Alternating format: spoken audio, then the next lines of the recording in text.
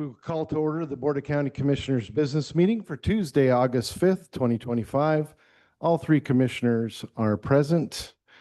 Flag salute. Mr. Soderquist, will you lead us in the flag salute this morning?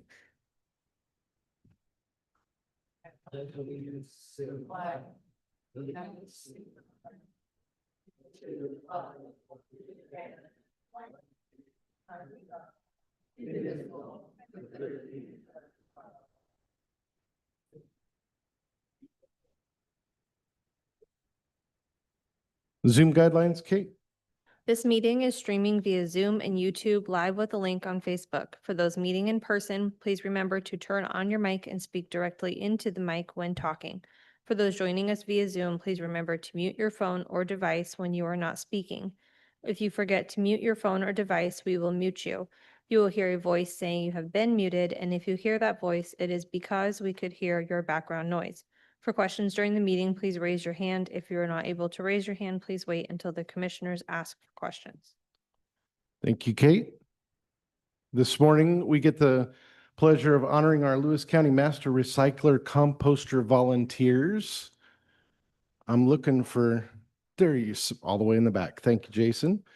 Jason, if you want to come up and introduce your volunteers, and yeah, you can do it from the microphone, yeah.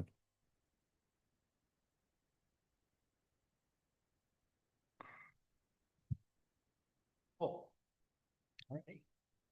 all right. Hi, I'm Jason Adams. I'm the program coordinator for the Master Recycler Composters. And I know there's a lot of volunteer groups in the county, but I got to say, this is probably one of the best group of volunteers that I've ever had to work with, or ever got to work with. So we are, for the past couple of years, we've been developing, actually past few years, we've been developing a tool bucket library. And I just wanted to recognize the work of our volunteers. They have put in thousands of hours developing this. And rain and shine, they've been at Floral Park Sustainability Project to develop this great program. We're going to talk a little bit about it, but anyways, I'd just like to recognize some volunteers that are here. First, just in order of the certificates, I'd like to have Max Vaught come up with Windermere Centralia. You can come up here, please, Max. Max has been a great supporter of the program, of the Tool Bucket Library, and the repair fairs. Thanks, Max. Max, if you'll just stay up here with us, we'll get a picture before we're done. Okay. Oh yeah, absolutely. Yep, all the Windermere folks can come up. Okay, and some folks aren't here, but I'm just going to announce them anyways. Beth Sweeney, Paul and Val Raskew, Dick Morrison's here. Dick, if you can come up. Dick is our jack of all trades, working on all kinds of stuff. So Jerry Durr is not here. He's been super helpful. Mary Jean Marsh. There you go, Dick. Thank you. All right. Mary Jean Marsh is our president for the Master Recycler Composters and has been a great leader in the program. Noel Beckford, he is not here. Brooke Richardson.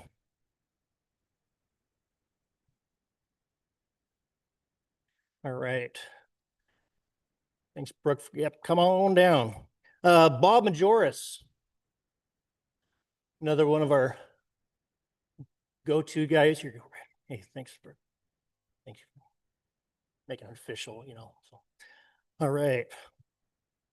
All right, here you go, Bob. Thank you very much. We'll do the handshake later. Steve Acola is not here. Lynn Ford. Lynn Ford has been instrumental in this whole thing. She's going to be giving a presentation here in a little bit, but her and her husband Brad have, I don't think we could have done it without you. So thank you, Lynn. All right. And Brad Ford. Brad Ford is the, I'm just going to say, Brad, you're the mastermind IT-wise and a bunch of other things. So anyways. Yeah, thanks, Brad. And then it's not here, but Kat Varner, she's one of our master gardeners, kind of stepped in to help inventory stuff. So with that, we don't rehearse these kind of things. So, all right. Here's Melanie Case. Hi, I'm Melanie Case, and it was a little bit out of order, so I wasn't prepared. So our department, I'm the sustainability coordinator with Lewis County Department of Public Works, and our department has a great partnership with WSU Lewis County Extension. So all of my recycling, composting, waste reduction programs, Jason's in charge of the great group of volunteers. We have the Master Recycler Composters, and they help get the word out about all these programs, waste reduction, recycling. And this group was fortunate enough 2 years ago to receive a competitive grant from the Department of Ecology to start this tool library. There was no tool library in Southwest Washington before they took this on. And Lynn will be talking more about that, as you heard, but their plan was to have a partnership with some other community members. Once the grant money came in, there were some unexpected things that happened. And this group said, this is a project we really want to see in our community. And so we really want to do it. And they took it on themselves. And at that time, Lynn was the president. And she just took it head on and provided great leadership to our group. And then when her husband retired, I think he probably had a different view of what his retirement would look like in the first couple years. Well, he has been wonderful in supporting our group and Lynn in establishing the tool library. It just didn't happen overnight. There was a lot of groundwork that took place, and this mighty group of volunteers took it on. So we wanted to present Lynn and Brad with a special plaque for all of their hard work with opening the tool library. And because we have tools, the tool library plaque has a hammer on it. And then it has their logo engraved, and I'll read the inscription. Lynn and Brad Ford, in recognition of your tireless work and focused dedication to create, organize, and open the WSU Lewis County Master Recycler Composter Tool Bucket Library. Your leadership has established a valuable community resource that helps Lewis County residents practice sustainable living through self-reliance, waste reduction, recycling, and reuse. So we're very proud of all of your hard work and accomplishments.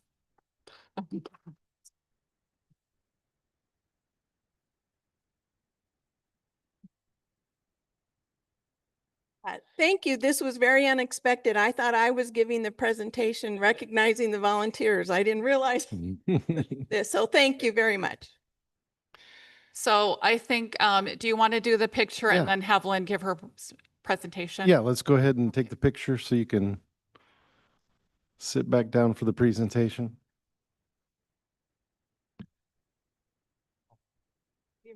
All of us.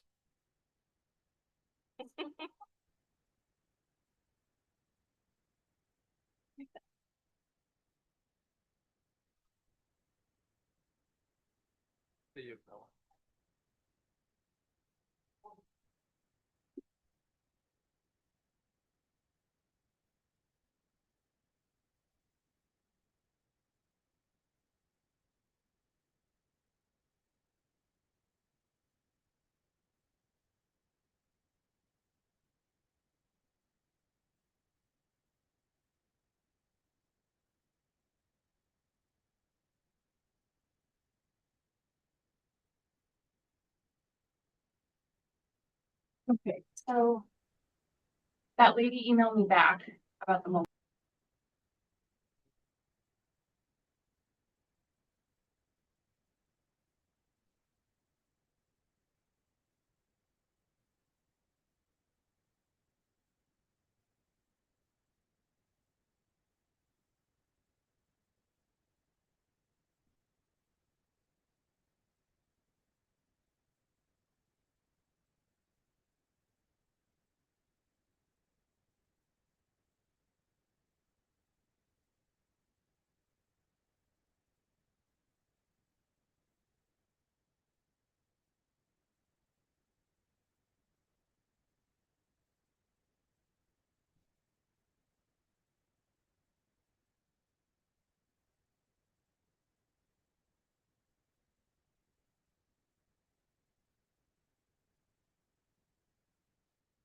All right, with that, we have the presentation of the Tool Bucket Library.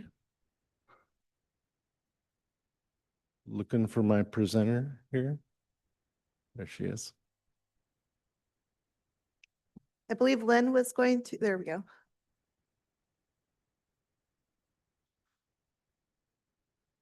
Yeah, that's great, Linda.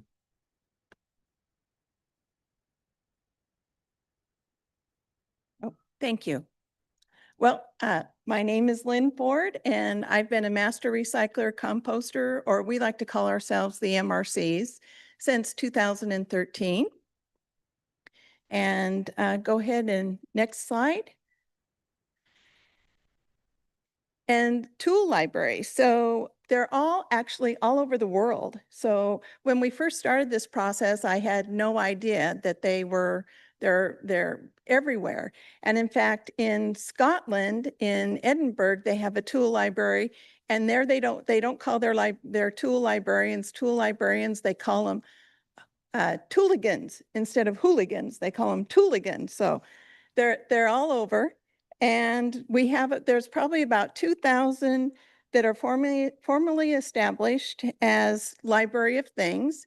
And in Washington State, we have 23. So, and they're growing. So it's pretty exciting to be a part of the process. So our, the tool library and repair fairs fit very nicely within our mission. And we really want to extend our partners, our WSU Extension, Lewis County, and the Lewis County Solid Waste Utility Department. And we couldn't do that without our partners. We've also, through this process, have worked with the clothing and textile advisors and the Hub City Bike Shop and the Centralia Downtown Association and the Centralia Christian School, where we have a food waste program where we're turning all of that, their food waste, into compost. And, okay, go ahead, next page. So originally, we started off with, we decided to do a repair fair in April of 2023.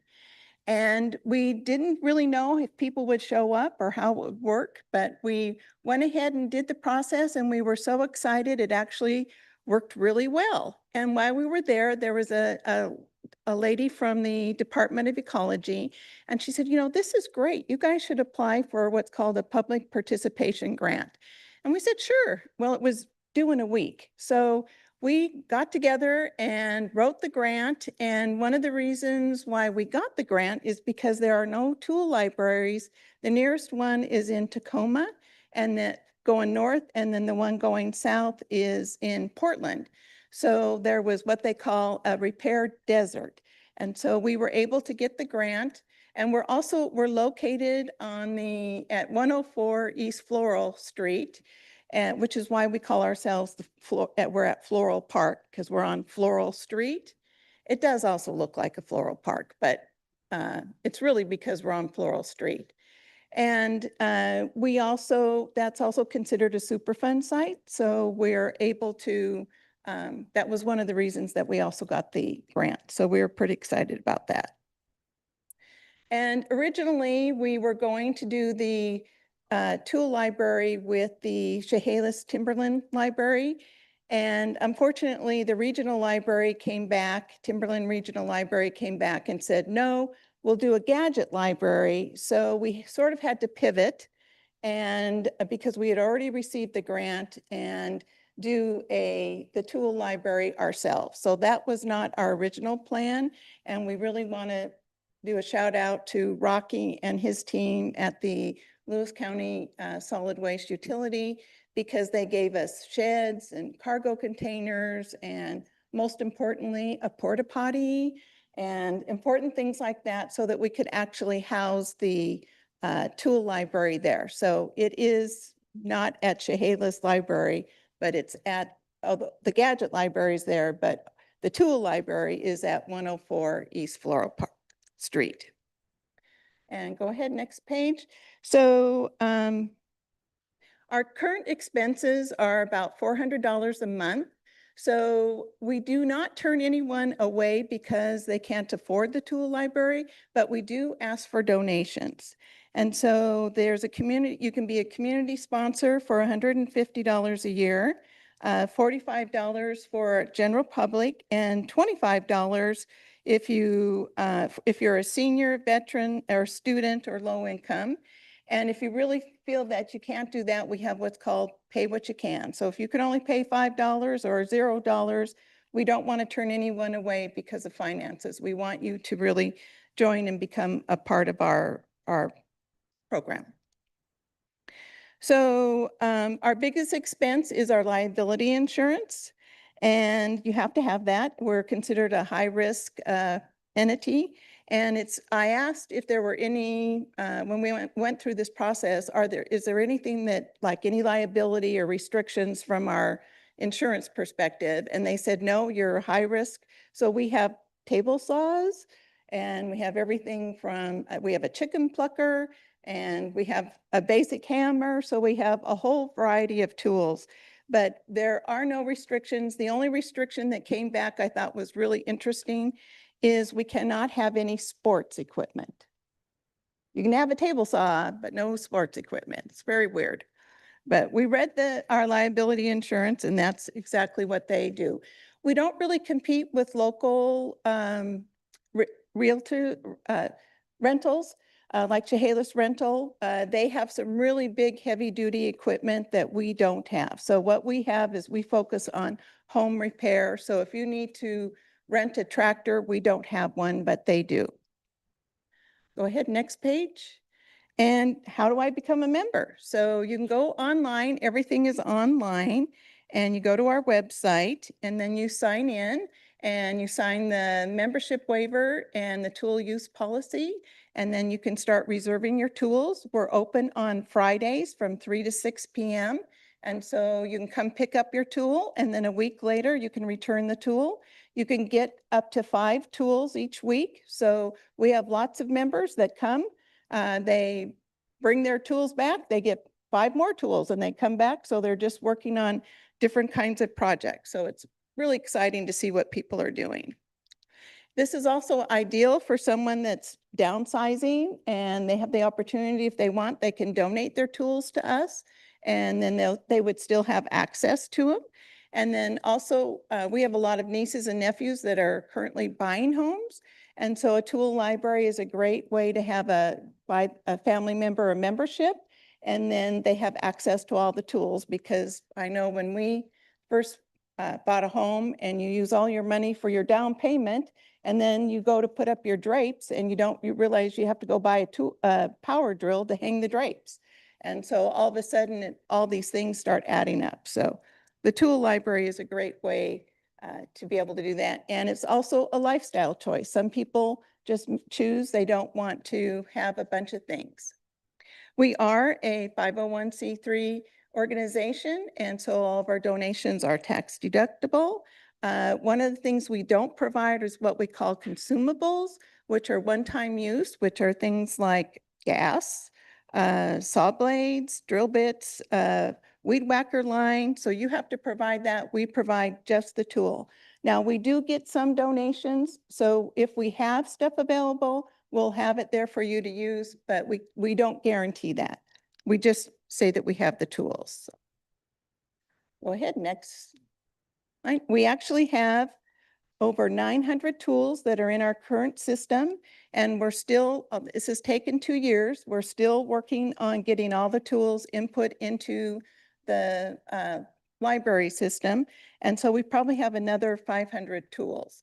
And Brooke, right here, he does our inputting. So each week we give him a box of tools. He goes home, he inputs them into the system and then returns them, and then we give him a new box. So if there's anybody here who says, oh, I don't know anything about tools, I can't help, you can help. We have lots of jobs that you can do. We have one gentleman that just weeds the paths. Every week he comes and he just weeds. So we really appreciate what everyone brings to the organization. And go ahead, next page. So here's our volunteers. And this was at the Morton Repair Fair. And we do the repair fairs twice a year. The next one is, or in Centralia twice a year, is September 27th at Chehalis Outfitters. And this one was at Morton, and we do the Morton ones once a year. And if you can see, the volunteers are kind of around a sewing machine. We also have sewing machines. And so if you need a sewing machine, you have a special project. These machines were actually from the Roxy Theater, and they needed to be cleaned and fixed. And so our volunteers were able to do that. Unfortunately, we ended up taking them home to Centralia. I'm not quite sure how we didn't get them back. So we had to figure out a way then to get the sewing machines back to Morton. But anyway, we got their machines fixed and all ready to go. We also have, I wanted to recognize Bob and Dick. They're our fixers. And so they can fix pretty much anything. They're the two guys right there. So if you need anything fixed, they're our go-to guys.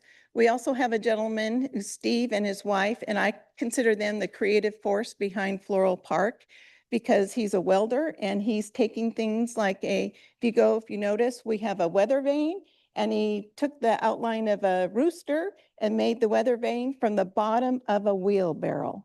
And so it's very creative. He's made benches out of bed frames. And so the demonstration site is there. We'd love to give you a tour. So please come by and see all these creative things that creative people have designed. And then of course, my husband retired, and he has been our force behind doing the accounting, the website content, and security. So that's always important.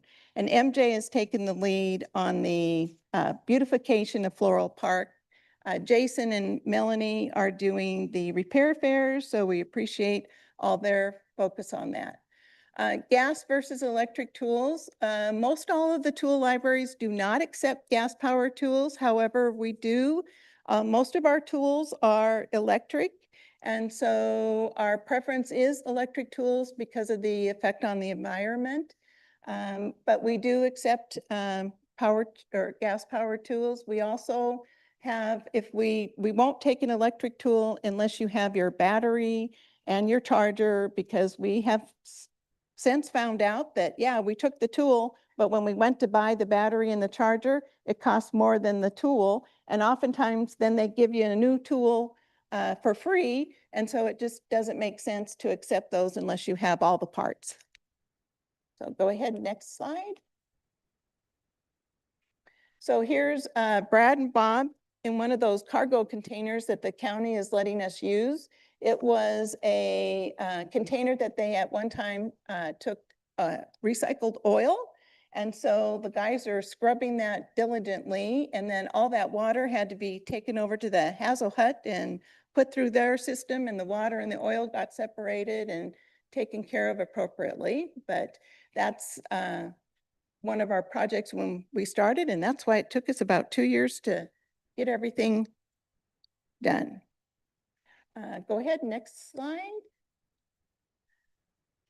And so our future plans, we hope to have we need about a 2,000 square foot workshop.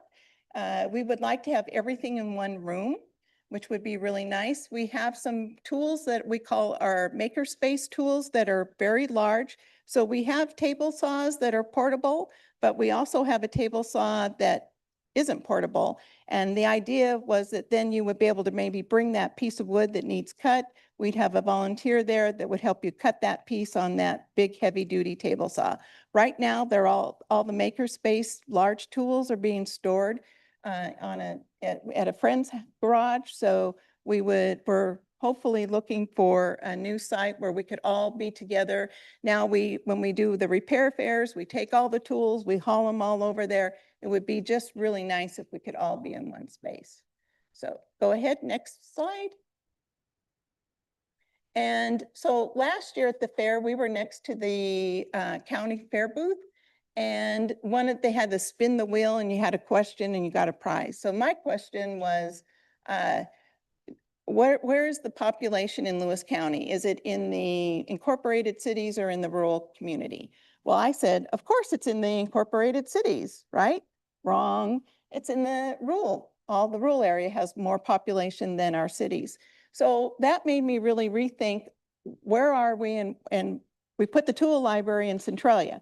So our future plans have got me thinking about what they do in England, which is they have a mobile tool library. So if we had maybe an electric car where we could go from Packwood to PL and once a week be able to maybe partner with the senior center or the libraries out there where we drop off the tools and then people could come pick up the tools and then return them in that week. So we're hoping someday that we'd be able to do that. So next slide, please. Just to reiterate that the process of how to check out a tool, and you can get up to 5 tools each week. And go ahead, and if you have a question or you don't have computer access, we can also help you on Fridays from 3 to 6 p.m. And we do have an open house that's coming up on August 22nd. So if you'd like to come by on that Friday, we'd love to have you come by. And that would be from 2 to 6 p.m. And then we have the repair fair that's coming up, and that's on September 27th. So are there any questions?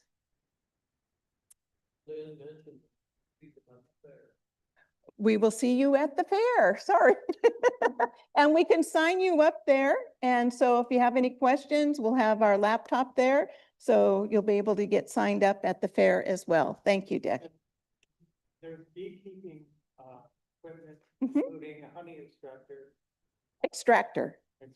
Honey extractor. So last year at the fair, they said they wanted a honey extractor, a chicken plucker, and a log splitter. So we did get those 3 items. So we do listen to what the community says they like for us to have. So we do have those items. So thank you. All right. Thank you, Lynn. Thank you for the presentation and as well.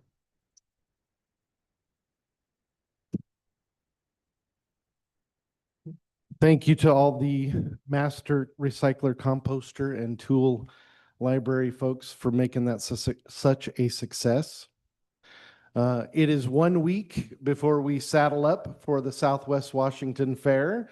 And as is tradition, we have with us this morning our fair staff and as well our fair advisory board, some of the members of the fair advisory board. So I'm going to turn it over to Miss Edna Fund. Over to George Dodd, the president of our advisory board. Good morning, Commissioners. My name is George Ott. I'm the chairman of the Southwest Washington Advisory Board. Before I extend my invitation to you, I want to say how hard the fair staff has been working to get this going up. They had a big change up there as far as employment. And so basically what usually takes 1 year to accomplish, they have accomplished in 5 months. So I want to tell the fair staff how much we appreciate their hard work to make sure that Southwest Washington has a successful fair. So with that being said, this is your formal invitation, not just to the fair, but to the hula hoop contest and the watermelon eating contest. And there is a bet right now that we cannot get one commissioner to do the hula hoop, and it would be a donation of $100 for whoever does it. As in now, is that what you're asking for? Yes, Commissioner, as in now.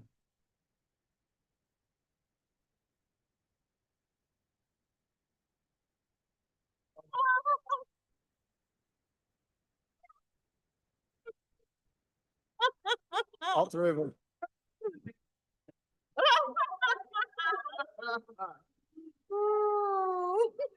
The pressure is on. Who will win the commission hula hoop contest here?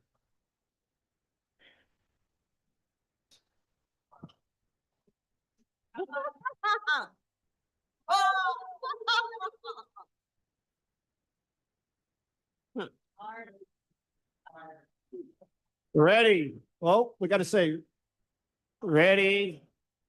Okay, I'll let you get your warm-ups in here. Get your warm-ups going here.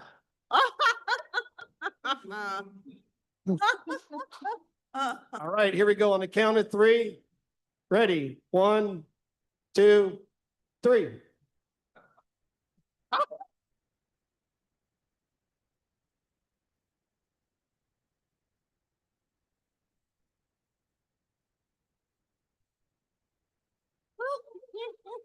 Thank you, commissioners. That was very entertaining.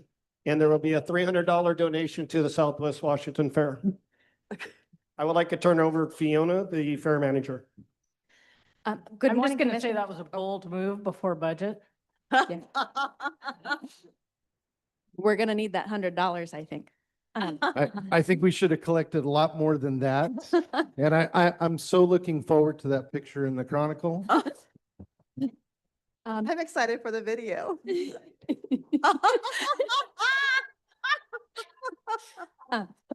I have no dignity left. Good morning, Commissioners. That's what happens 7 days out from fair. I want to give a special thanks to Ryan Barrett because I heard that he hates hula hoops and that they're not allowed in this room. So thank you for participating. Thank you for helping me overcome my phobia of hula hoops. I really appreciate it. Good morning. 7 days until the Southwest Washington Fair, and I want to take a moment and honor my staff that are present. Those in my staff, could you stand up?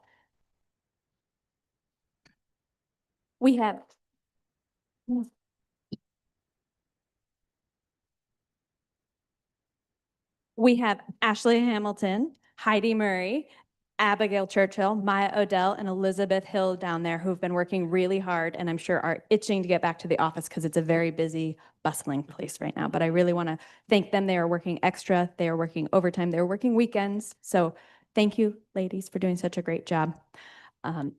Also, just want to highlight some of the entertainment we have coming up. The rodeos Wednesday and Thursday night. Monster trucks are there Saturday and Sunday. We have a number of great things going on, including a number of contests hosted by local organizations. Cooks Hill is hosting our Kids Day contests on Tuesday. Timber River Connections is hosting our Senior Day contests on Wednesday. Lewis County Young Professionals is hosting a business relay on Thursday night. And I'm hearing rumors of a mustache competition, but we're hoping on that one. And a Bigfoot call competition will be happening on Saturday. And last but not least, our talent show on Sunday at 12 p.m. I think I'm turning it over to Miss Lewis County. Hi, everybody. I get to talk about how much I love the fair, and I've grown to love the fair. When I was little, my mom had to drag me there because she always wanted to go to the petting zoo, and I did not love the petting zoo. It was, you couldn't make me do it. And I have grown to love the fair. I love going with my friends and going on all the rides, hours after hours of rides until I probably ended up throwing up because I ate too much fried Oreos or, all the good stuff they have at the fair. The fair has just become such a special time of year for me, and I always look forward to it. And I know it's a special time for a lot of people in the community. And I've also grown to love the rodeo. And I am not a big country gal, but it has become my favorite part of the fair easily. And my specific favorite part is mutton busting. I don't know how those little kids have all that courage to go out there and do that, and they do a great job. You couldn't make me do that, but I encourage you guys to come Wednesday and Thursday to see the rodeo and especially go and enjoy the fair and how much it brings our community together and be a part of that. I think I'm turning it over. Hello there. My name is Addie Huddle, and I am this year's alternate Lewis County Dairy Ambassador. I have only been showing at the Southwest Washington Fair for, I think this will be my 5th year because I am from Pacific County. But I started showing when I had first joined FFA, and one of my cousins had talked me into going. And I was like, oh, that's a really long time to be at a fair. But I ended up going and having the time of my life. So much so that this will be my final year, sadly. But for going for the past 5 years, I've enjoyed showing both dairy and beef cattle. And I encourage you guys to come out Thursday for the FFA shows, as well as cow showing all week. But there's also the auction that has been a special part of the Southwest Washington Fair for me. I enjoy seeing those kids' projects come to a completion. Just seeing all the hard work that they put in for the past year make its full round has been really cool. And just getting to know other kids in the county, as well as enjoying some of the local food vendors that come out, has been incredible. So thank you.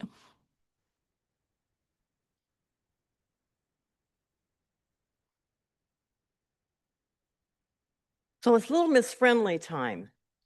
And we have our current Little Miss Friendly online. Hadley, are you there? I'm here. I'm here. You know what to say? Okay, go. Hi, my name is Hadley Westover. I'm the 2024-25 Little Miss Friendly. The top 5 has been announced and they are here. And they will be, one of them will be taped at the saloon stage Tuesday night, 6 o'clock. Hope to see you there. Thank you. Thank you, Hadley. And we really appreciate the work you've done throughout this year. So let's Thank bring, you so much. you're welcome. Okay, would the 5 Little Miss Friendly folks like to come up? I would anticipate they can hula hoop Can you better than us. Say your name. Guaranteed. Hi, my name is Kimber Searle and I am 10. Hi, my name is Avery Mordick. Do I say my age? Okay, I'm 10. My name's Harper Paulus and I'm 9. My name is Danielle Stahl and I'm going to be 10 on the 9th. My name is Bentley Pitts and I'm 10. Okay, I told them we'd ask them a question and it would be an easy question. So what is your favorite fair food? My favorite fair food is Tony's Italian Ice. I really like their pretzels and their Italian ice. I always get the Big Daddy. I also like Tony's Italian Ice and most their pretzels. I like the pretzels. I like their nachos. I like the funnel cake. Okay, all right. So come on out on Tuesday evening at 6 o'clock at the saloon stage. And these ladies will be there and we will have a new Little Miss Friendly.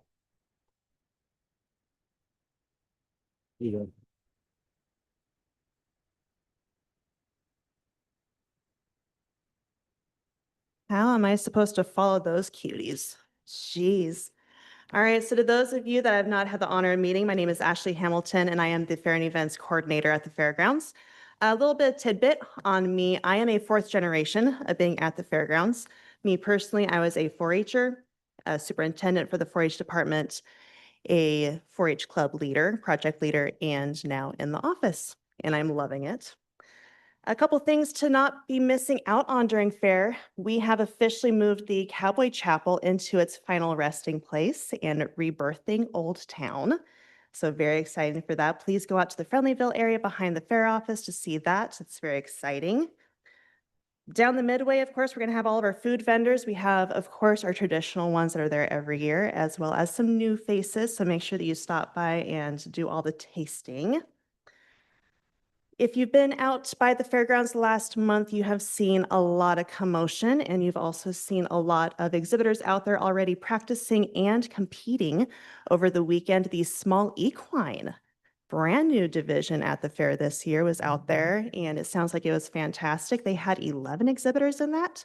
Speaking of horses, horses are maxed out on capacity. All the stalls are filled. Very exciting for the horse department. This weekend, also, the pigs were out there setting up their pens. Even the pigs are maxed out beyond capacity, which is another fantastic problem to have. Out there this weekend, also, the rabbit kids were out there getting their barn ready to go. Our brand new beautiful panels are up in the beef barn. That's all ready to go. Special shout out to Jerry Elliott and his crew for getting the Blue Pavilion almost set up for the sheep and the goats. That's a blood, sweat, and tears project in itself. And even this morning, the carnival rides started showing up. So lots of fun, exciting things already happening out there. 7 days till fair. We're keeping our hair in. We're not pulling it out just yet. But please come out and just take a look around. Lots of new and exciting things across all the barns. And happy to have you guys. I'm going to pass it on to Edna. Finish us out. Yes. So next Monday is an opportunity for you to enter your dahlias, your hydrangeas, any floral into the floral building, starting at 12 o'clock, ending at 6. So I really like that building. My mother and I used to put our flowers in every year, and my mother was the oldest person to submit a flower. She was 99 at the time, and she had blue ribbons on her hydrangeas. So I encourage you at any age to submit your flowers. And I hope the commissioners are ready for opening ceremonies. at 11 o'clock next Tuesday. And we'll have a contest there of goat milking. So get your hands ready. And I thought we were sufficiently humiliated this time around. Another donation. There'll be donations going on for that one too. It's going to be more than $100 for that one. I can milk, so. Well, so can I. Yeah, I think Commissioner Swope is the odd one out over there. Okay, we'll see you at the fair. Thank you. Thank you. And with that, we want to get some pictures. Let's do first our contestants for Little Miss Friendly. So girls, if you can come on up. I think we lost one. Okay, she's coming back. Okay. So come on up here, ladies. And how about we add our royal court? So Miss Lewis County, Madeline, and our dairy princess. Ambassador, sorry.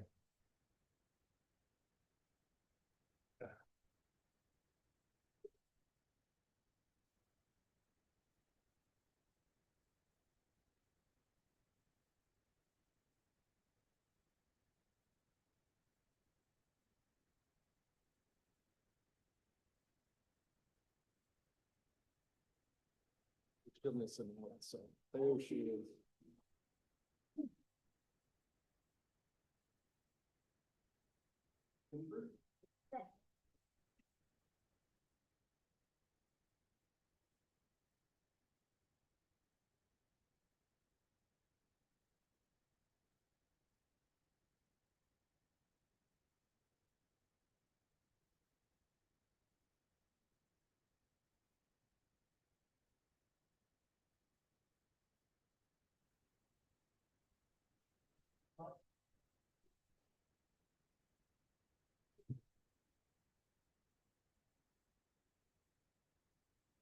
I want to do one more. If I could get the fair staff to come up, I want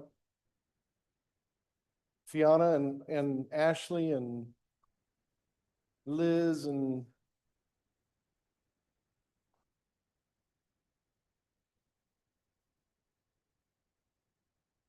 this fair staff. I know you've heard it before, but they have done a fantastic job. They've been working so hard down there, and there is a huge level of excitement over this fair this year.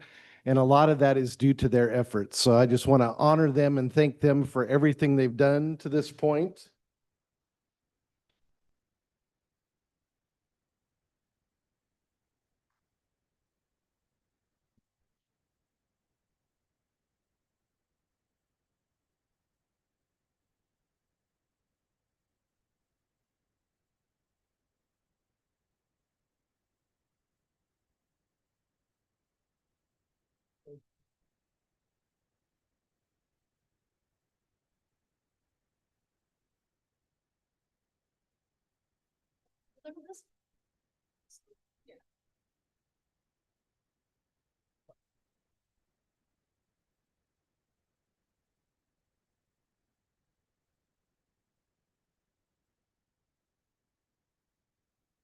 Thank you, everyone on the fair. And I would probably suggest that if you don't want the rest of this, you can exit now. And I know you do.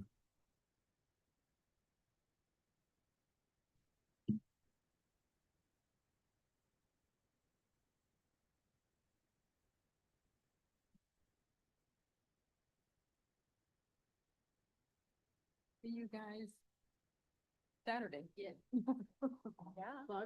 Yeah.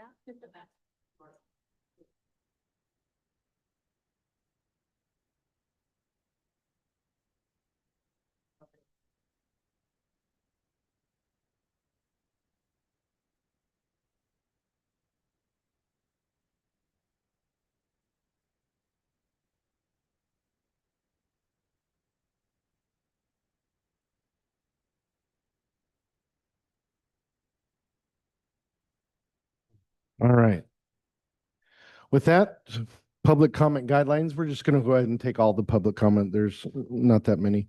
We'll take public comment this morning. Reva, guidelines? Good morning. The commissioners welcome public comment. Public comment is limited to 3 minutes per person.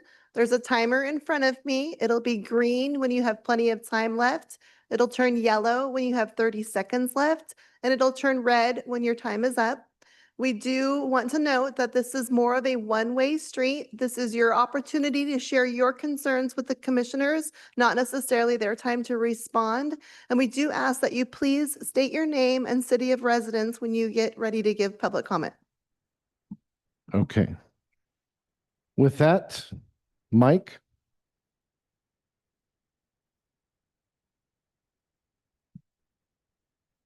When the mic stand is red, that means it's ready to go. Mike Romerfield on Alaska. I have to read because I can't remember. I was in this room a month ago when I witnessed a very sad and distressing scene. The hard, very small hearts of 3 people shriveled up and fell to the ground to be trampled by their own feet. These 3 shells of humans who are known to profess a belief in Christianity, having no strength of character, they showed a lack of basic human kindness and decency. Their God will smite them for their transgressions in a way they may not even realize in their clouded minds. As we know, God works in mysterious ways. Are you listening? One chill of a human professed to be concerned about community, especially rural community, making it stronger and more resilient. You're not listening. That community will be torn apart. So will families. This person has no problem with that. Another shell of a human professed to prioritize today's decisions that will have a long-term impacts on the future of this county.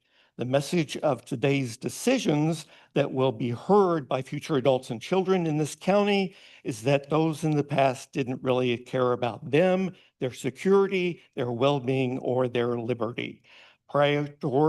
Prioritizing policy over human welfare and concern for fellow humans is all the conscience this person could muster.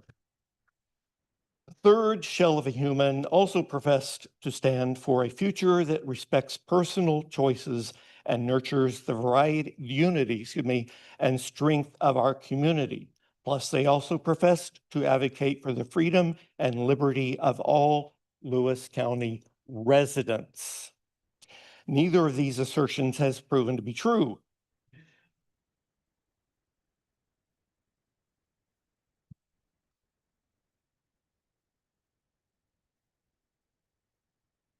Oh, sorry. Thank you. Oh, where was I? They made false witness statements on social media, so false, so riddled with lies and misleading statements that they were shortly taken down. This is a subversion of the rule of law to which this person claims to support. I stand in recognition that the leaders that possess integrity and decency, honest leaders, listen to their constituents, don't foster division, don't push people and families and their communities down. They elevate them, they raise them up, they support them and make them shine. They make them stronger. It is past time to call out bigotry, hatred, and cruelty for what they are. Thank you, Mike. Your time is up. With that, Margaret? Margaret Barth?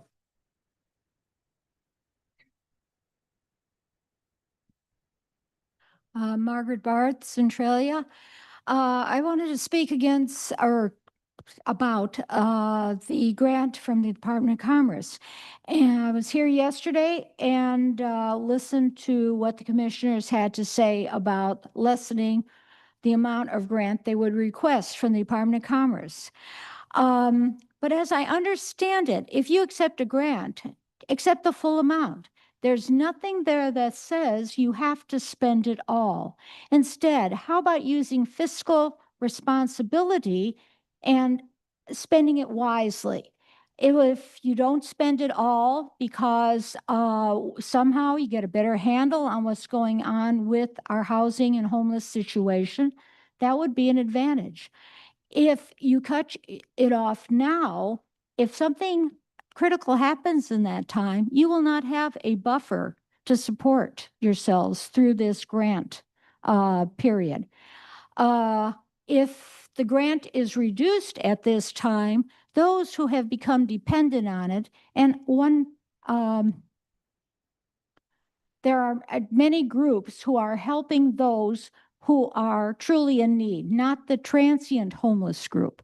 And they are the ones who deserve to continue getting the amount that was appropriated for them in the past, and to help them serve more and take care of more people who are really in need.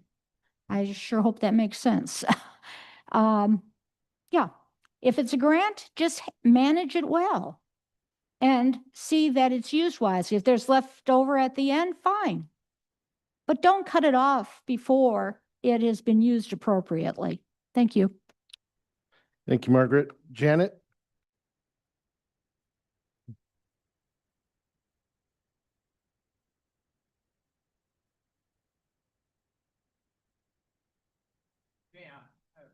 No, Janet is who I asked for. Janet Fulton Perkins.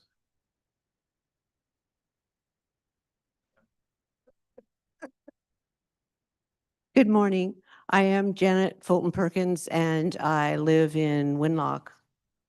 And I'd like to take a page out of the Little Miss Friendly and also add my age. I will be 72 on Friday. So being friendly, I thought I would do that.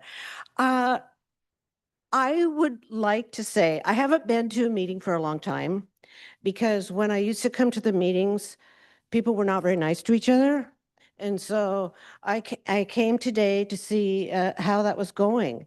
And what I've been seeing from the programs, I haven't seen any discussions or heard any discussions, but you guys have got a lot of really cool stuff going on. And I think it's wonderful for the community to have that. And I would just like to try to encourage you. I'm a retired teacher, and so I've been to a lot of meetings where there were disagreements on what would happen with our schools and our universities. But I just would like to encourage you to stay positive about that. And if there's a problem you have with each other, that it might be better if you do that in private, and maybe have a witness near you when you're saying it in private. But let's be professional. We're all adults here, and I'm not going to say don't be childish, because I taught young students, and young students never did that. So let's be positive, let's be professional, and I think it will make the community a lot happier. There's enough grumpy people around. Just drive down the freeway. Thank you. Thank you, Janet. Jan? How often does that happen, that two people have the same name get up at the same time?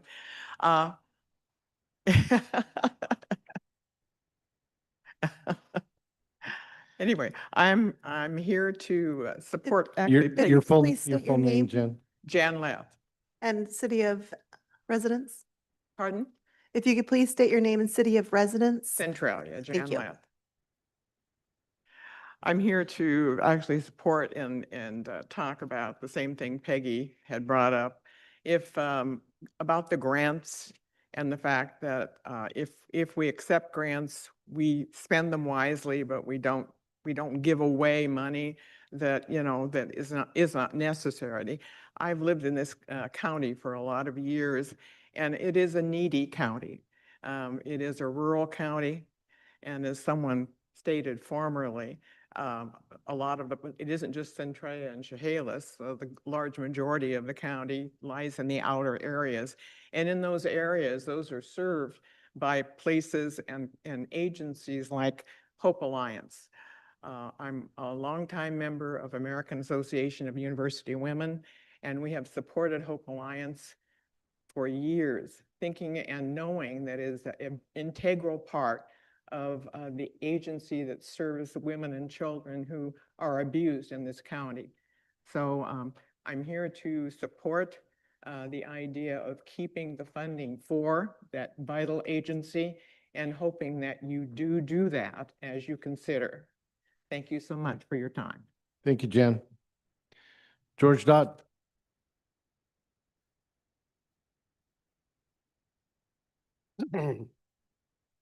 George Dodge, Chehalis. I work for the Public Health and Social Services. I'm the Veterans Benefit Coordinator. And I just want to invite all commissioners and all people watching and listening tomorrow to the Veterans Museum at 6 p.m. We're going to have a Veterans Town Hall. We're going to have some federal, state, and local officials attending.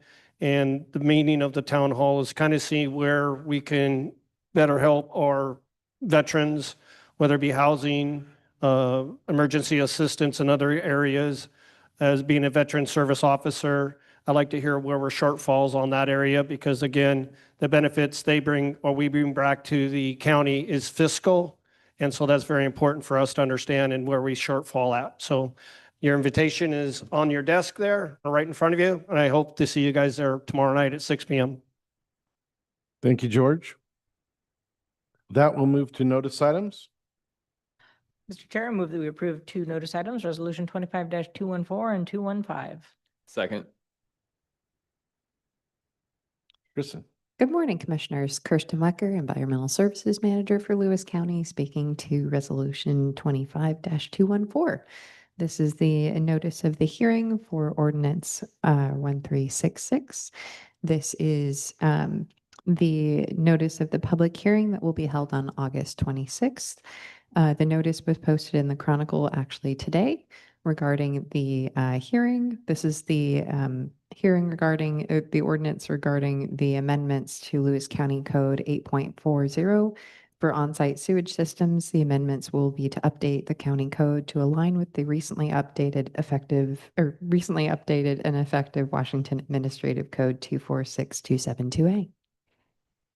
Thank you, Kirsten. And IT. Morning, Commissioners. Jared Stewart with Lewis County IT. I'm speaking on Resolution 25-215. We are seeking a qualified vendor to replace our existing fiber infrastructure in the jail, throughout the jail, and our connection over to the Law and Justice Building. This project will include of replacing our multi-mode fiber that's limited to 1 gig capacity, and we'll be replacing it with a single mode fiber that gives us larger capacity bandwidth. Okay. Any questions with that, Commissioners?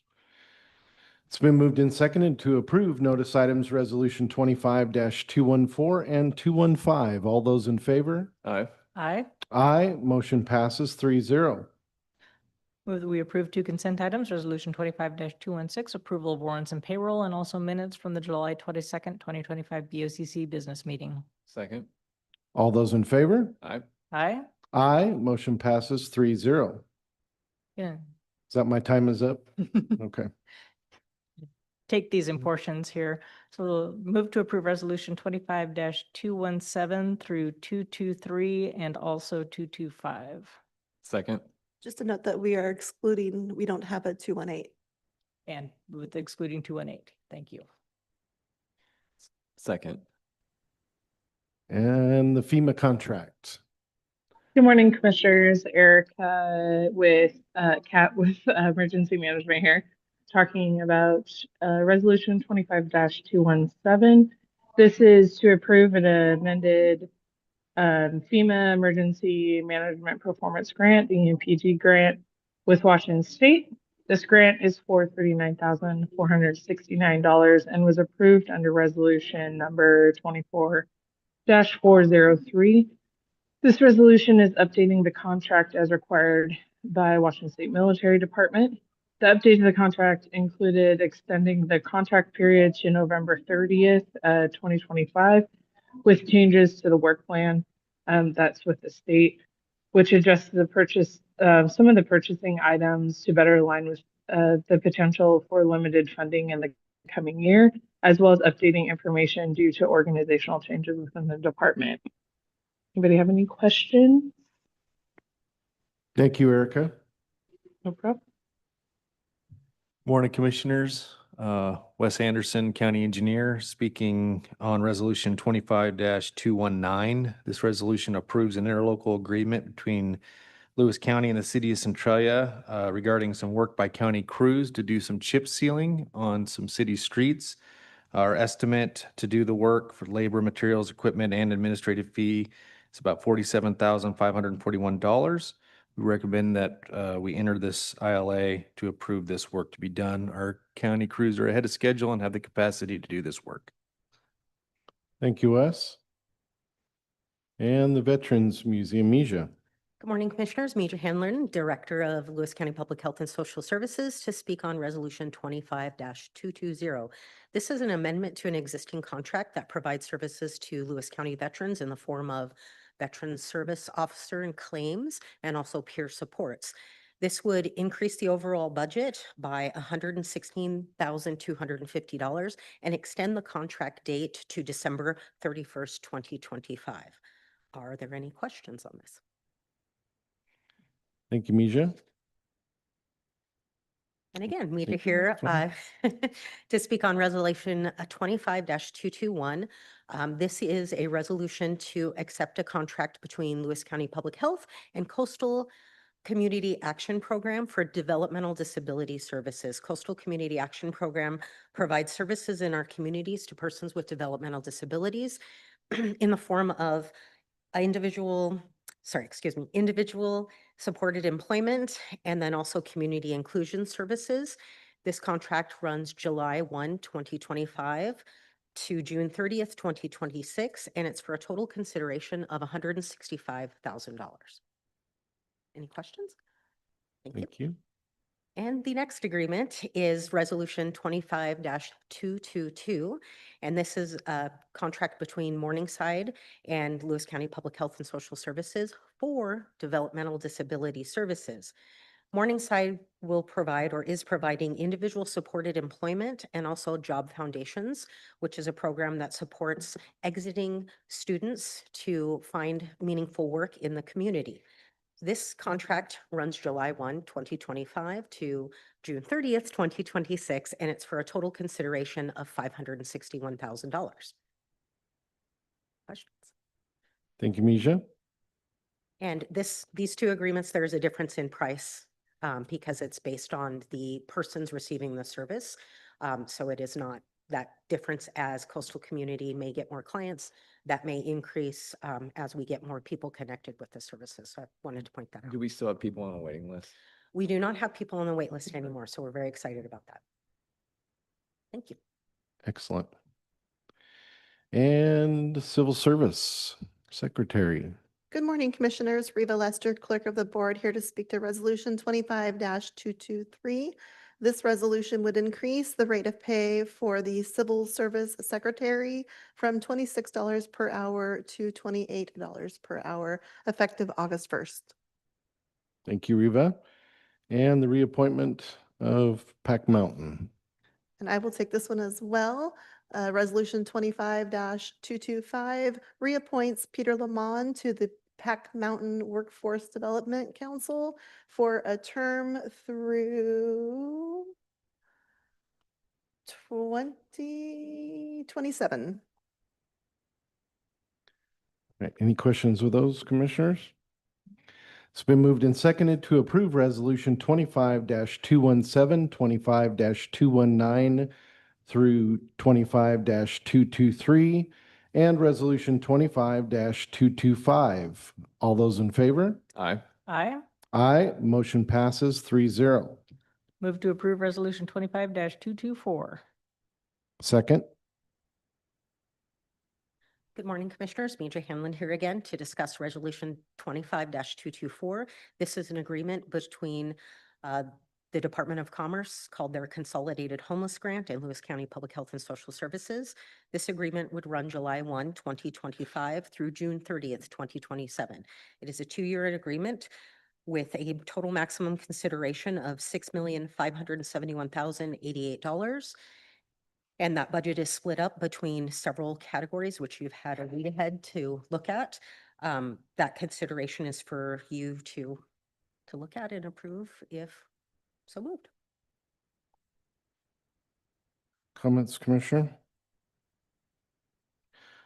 I want to say that or ask you specifically, Misha, if we can set a Wednesday workshop to discuss in detail the budget line items for the entire consolidated homeless grant, if that is something that can be done within this month, potentially. Yes, we have already begun working on that process. We did provide you that document today with the spent by provider by line item in the previous biennium. And our staff, Kirsty Ward, has been working on an anticipated budget, what was anticipated to be in the contracts for the providers. And so we could show you which categories and which providers, and then open for discussion regarding that. So I just want to be clear here, this grant funding has expired. These contracts have ended at the end of June, correct? And so we're faced with needing to continue on with this, several different services that Consolidated Homeless Grant provides.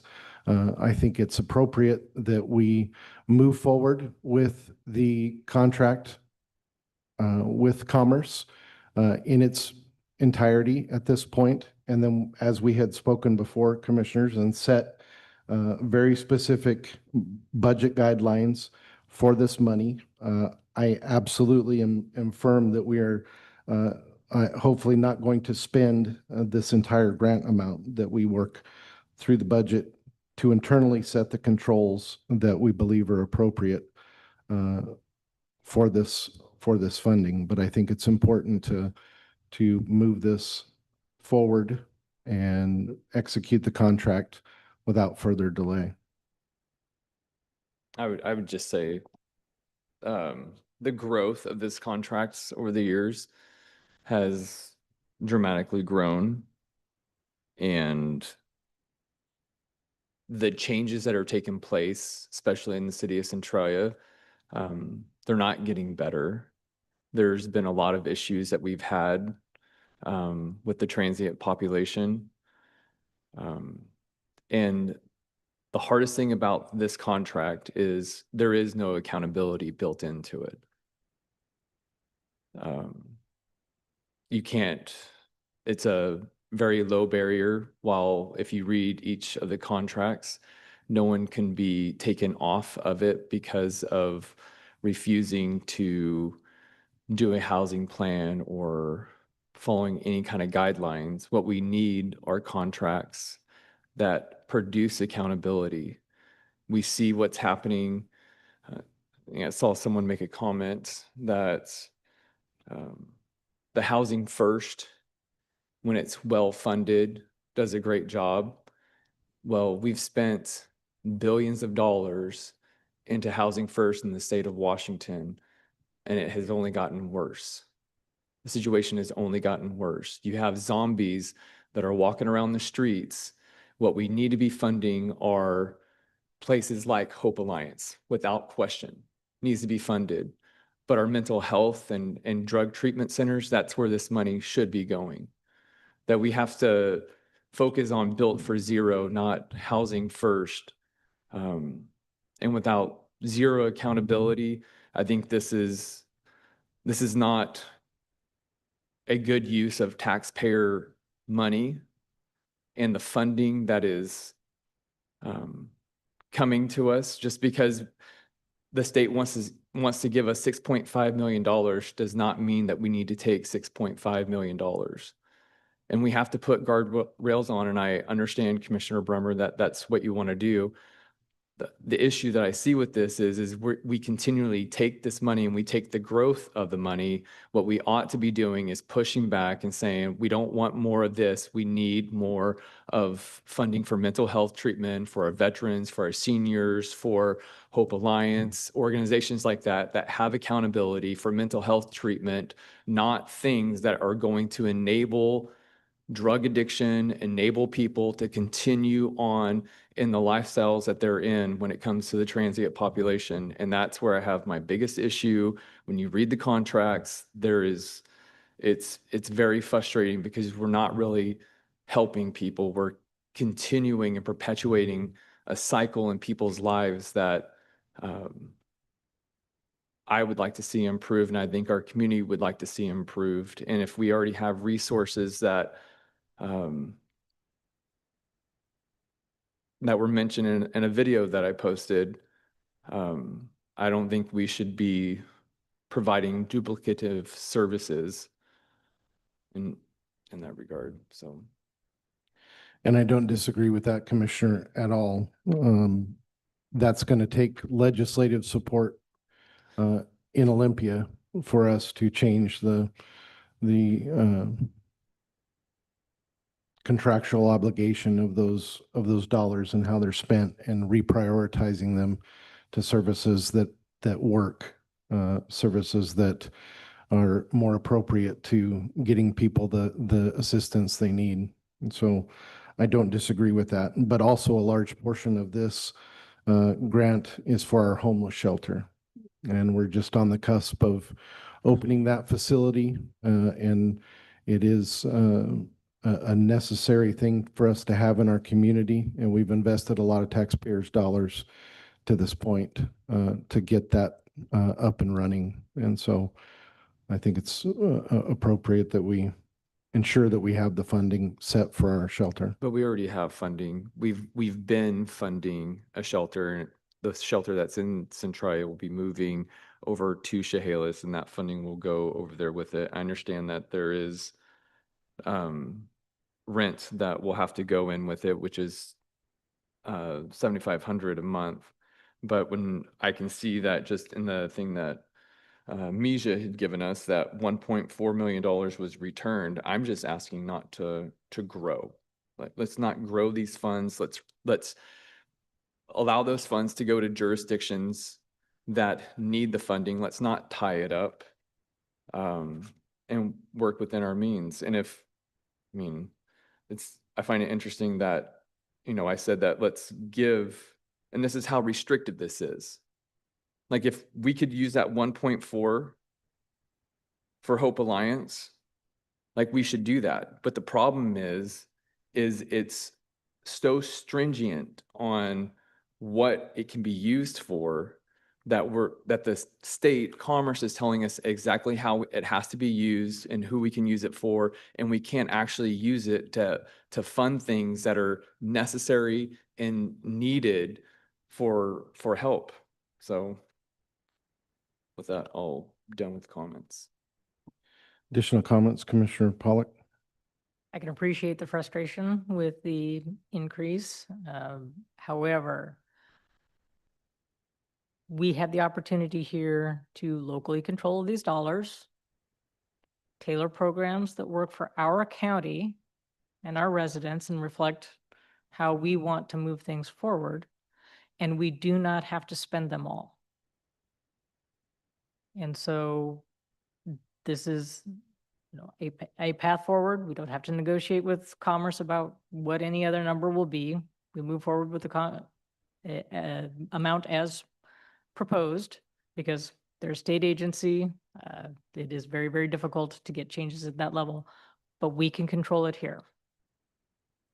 And I look forward to having a very fiscally responsible conversation about how to best deliver services in our county. Thank you, Commissioner. With that, Reva, will you make sure that we get on the schedule for a Wednesday workshop here in the month of August? I know we have limited August, but Absolutely. for the Consolidated Homeless Grant, Yep. and coordinate that with Misha.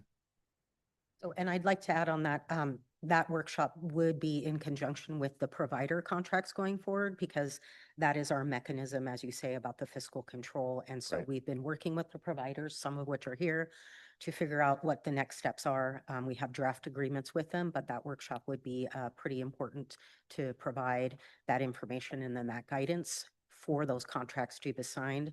But while they are working currently, they're working under a previous agreement for essential services only. And so they are really trying diligently to ensure that they don't overspend. And then when the new agreements are in place, to work out those metrics that are agreeable. All right. Thank you for the clarification. It's been moved and seconded to approve Resolution 25-224. All those in favor? Aye. Aye. All those against? Nay. Motion passes 2-1. With that, we're moving into a public hearing. We'll now call the hearing for traffic ordinance 223. First, we'll have a staff report, followed by a question and answer period. We'll then close the question and answer period and open the hearing for formal testimony. We'll now move to the staff report on ordinance 223. All right, good morning. Wes Anderson again, County Engineer. So this morning's public hearing is a consideration of changing the speed limit on 3 different roads in Lewis County. Pursuant to RCW 4661-415, local authorities are authorized to determine the maximum speed limits permitted on roadways based on an engineering and traffic investigation. An engineering and traffic investigation of the following roads has been prepared, and the report thereon is attached to this ordinance. The adoption of traffic ordinance number 223 adjusts the maximum speed limit to 35 miles per hour on the following county roads. Labrie Road, County Road number 40024. The entire road from its intersection with Bishop Road to its intersection with Rogers Road for a distance of 1.227 miles. Hamilton Road, County Road number 40032. The entire road from Napavine city limits to its intersection with Labrie Road for a distance of 1.595 miles. And Hamilton Road North, County Road number 40034, the entire road from its intersection with Hamilton Road to its intersection with Labrie Road for a distance of 1.176 miles. This revision and consequential consideration for speed limit change was originated by the culvert design of the Berwick Creek at Labrie Road Culvert Replacement Project, which required a reduction in maximum design speed on Hamilton and Labrie Road to 40 miles an hour due to stopping sight distance. Since the speed limit on the Hamilton and Labrie Road must be changed to accommodate the culvert project, the team conducted a more comprehensive review of the overall area. This review resulted in a recommendation of 35 miles per hour for Labrie, Hamilton Road, and Hamilton Road North to provide continuity with speed limits on all other roads in the area, which include Rice Road, Rogers Road, and Newaukum Valley Road, which are all posted at 35 miles per hour. Thank you, Wes. Any questions, commissioners? We'll now open the question and answer period. This is the time for public to ask questions. Do we have any questions for ordinance 223? We'll now close the question and answer period. Wes, would you like your opening statements included into the record? Yes. We'll now open the hearing for public testimony. Do we have anyone for public testimony on ordinance 223? We'll now close the hearing for public testimony. Mr. Chair, I move that we approve traffic ordinance 223. Second. It's been moved and seconded to approve traffic ordinance 223. All those in favor? Aye. Aye. Aye. Motion passes 3-0. Announcements, new business. A calendar note that there will be no business meeting next Tuesday, August 12th, as we will be at the Southwest Washington Fair. Anything from the press this morning? Just real quick, police night out tonight at Washington Park. It's always a really good event. It's a lot of fun for the kids. So I was gonna say, you're in the dunk tank, right? I am in the dunk tank. I bet the line will be long for that. Can you fit Only it? 10 minutes. Only 10 minutes. Are we Only sponsoring 10 it? minutes? I think you should raise some more money. That happens Washington Park, what time, Commissioner? 6 o'clock. 6 o'clock. All right. Move to adjourn. Second.